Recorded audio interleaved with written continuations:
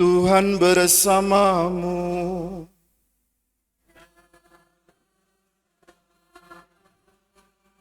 Inilah Injil suci menurut Yohanes.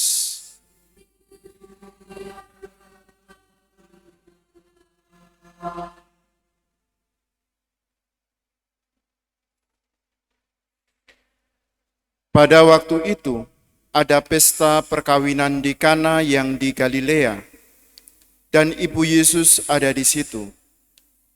Yesus dan murid-muridnya diundang juga ke perkawinan itu.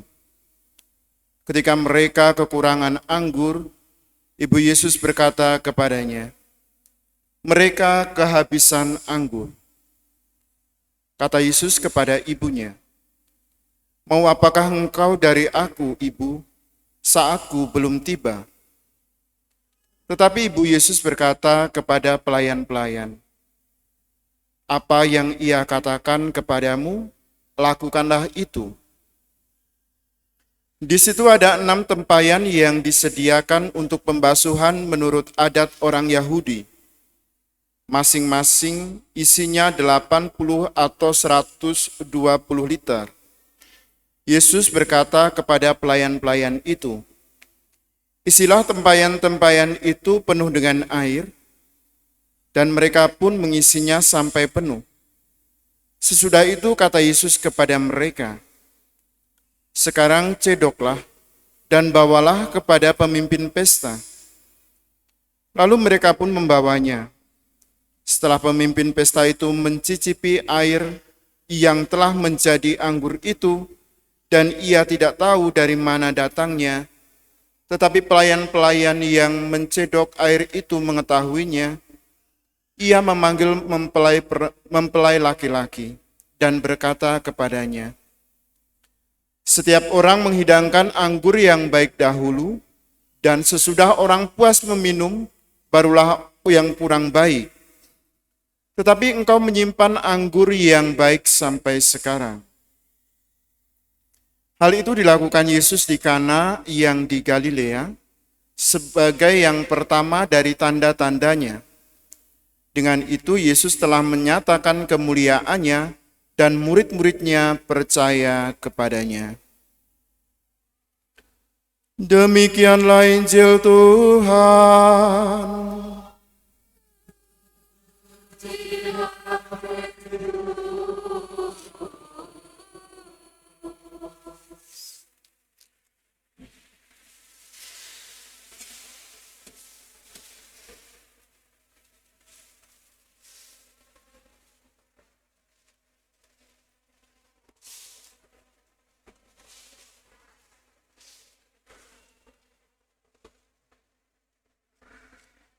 Bapak, Ibu, dan saudara-saudari yang terkasih, selamat malam.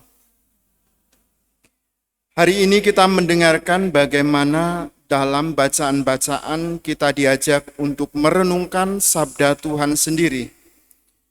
Pertama-tama dari bacaan pertama, kita melihat bagaimana kita dapat menggambarkan hubungan manusia dengan Allah. Hubungan Allah dengan umatnya. Untuk menjawab pertanyaan ini, dalam kitab Nabi Yesaya diceritakan bahwa hubungan antara Allah dan umatnya diibaratkan dalam sebuah relasi perkawinan antara pengantin laki-laki dan pengantin perempuan. Dikatakan bahwa Allah akan menjadi suami bangsa yang dipilih itu. Sebagai suami bangsa yang dipilih, ia akan menjaga bangsanya dan menuntun bangsanya kepada jalan kebenaran. Tetapi dari pihak bangsa yang dipilih, ia dituntut untuk setia, sebagaimana seorang istri yang setia kepada suaminya. Bangsa yang dipilih pun diminta untuk setia kepada Tuhan.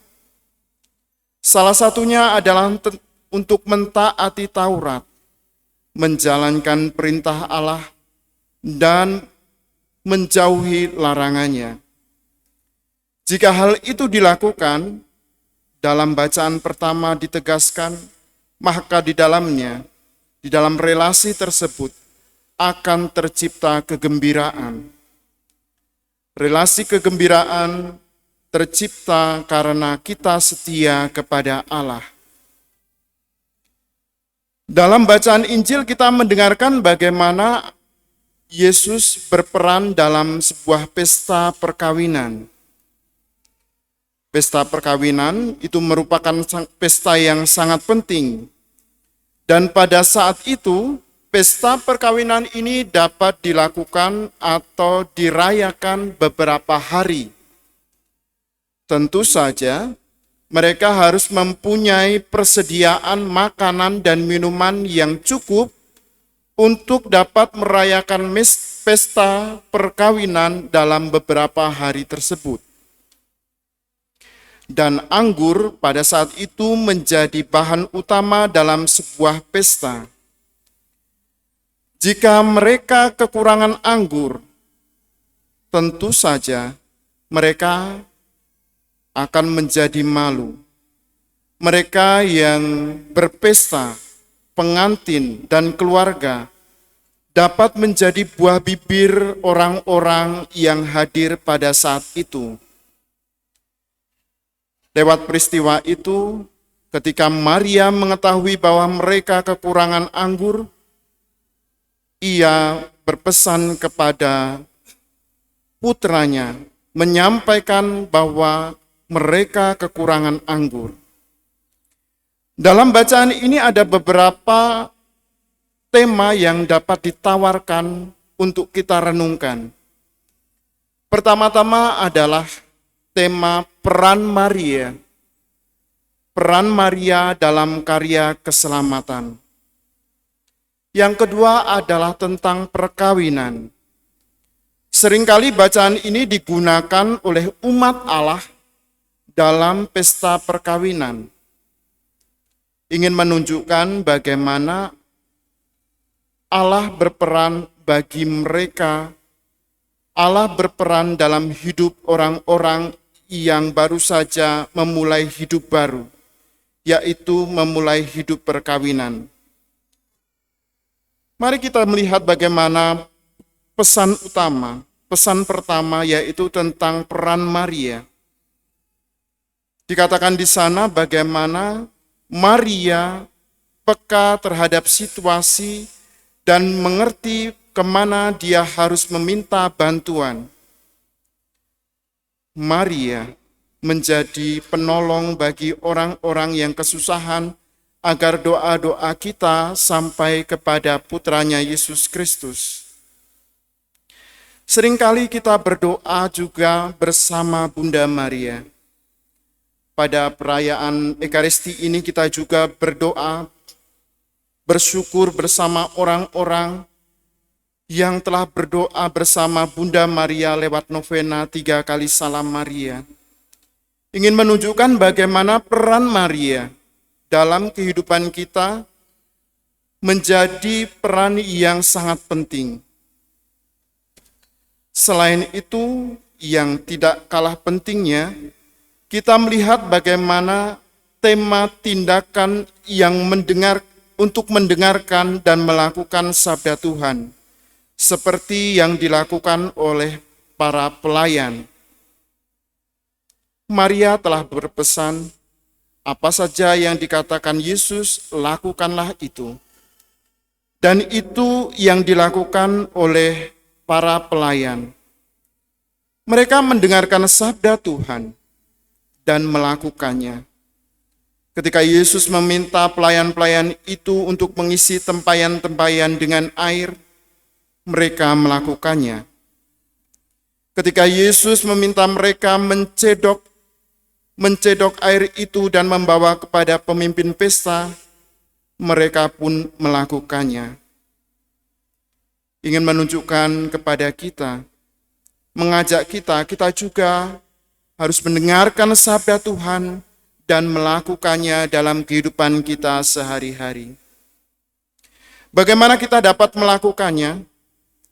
Dalam bacaan kedua kita mendengarkan bahwa setiap orang mempunyai karunia-karunia yang telah diberikan oleh Allah. Memang setiap satu dengan yang lain mempunyai berbeda-beda karunia. Ada karunia untuk menyanyi, ada karunia untuk melayani, ada karunia untuk menolong dan sebagainya. Dan kita yakin Paulus telah menegaskan bahwa segala karunia yang kita punyai berasal dari Allah. Hari ini bersama orang-orang yang terkena musibah banjir di Teluk dan sekitarnya, kita berdoa untuk kita sendiri agar kita digerakkan hati untuk membantu mereka, membantu penderitaan mereka dengan memberikan pertolongan yang mereka butuhkan. Maka dalam perayaan Ekaristi ini, secara khusus kita berdoa juga bagi mereka yang terkena musibah banjir. Semoga Allah yang Maha Kuasa tetap mendampingi mereka dan menggerakkan hati kita semua untuk membantu mereka, terlebih dalam doa-doa kita. Kemuliaan kepada Bapa dan Putra dan Roh Kudus,